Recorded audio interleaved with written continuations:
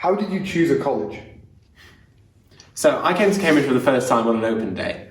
And on that open day, I did go and visit the engineering department, but the biggest thing I did was walk around all the colleges because this whole collegiate university system was completely alien to me. It was a really, really pretty day. And the sun just kind of started to shine when I entered Queen's. I had a lovely tour and free ice cream, and something just clicked. I didn't think too hard about it. I just thought, you know what, I can see myself being here, and I have no regrets. I think that was an excellent decision-making process.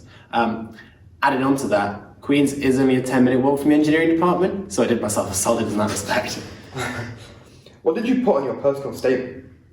So I was often really worried that I didn't have the practical experience that I thought I needed to be studying engineering here at Cambridge. I'd never built a Formula One car or stripped an engine or anything like that. But actually, it turns out that what I had on my personal statement, which was talking about my work experience, just talking about my interests, my further reading that I'd done, not even on a book or in a seminar, but online, was excellent content, and it was great material to talk about at the start of an interview to settle me in and for me to be able to show them that I have some ability to argue my points of view in a field, which happened to be, personally, about the national grid and renewable energy. Did you have an admissions exam? Yes, so everyone who applies to study engineering at Cambridge has an admissions exam that takes place in an assessment centre, usually their school. It was in my school, and that happens in November, which is about a month before the interviews. I found all the past papers online. It's a multiple choice question test, and it was a bit bizarre because I'd never been in an exam that I'd found so hard before, or an exam that I couldn't finish in time. And this was the first time that had happened, and so it worried me a little, but everyone's meant to find it that way. It's really meant to differentiate right at the top. And looking back, maybe I could have done some more preparation, but it's not something to sweat too much about because you don't have to learn anything new. It's just things that you've already been taught.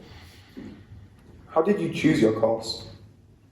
So I study engineering now in my third year, and engineering wasn't the subject I studied at school. I did maths, further maths, chemistry and physics at A-level.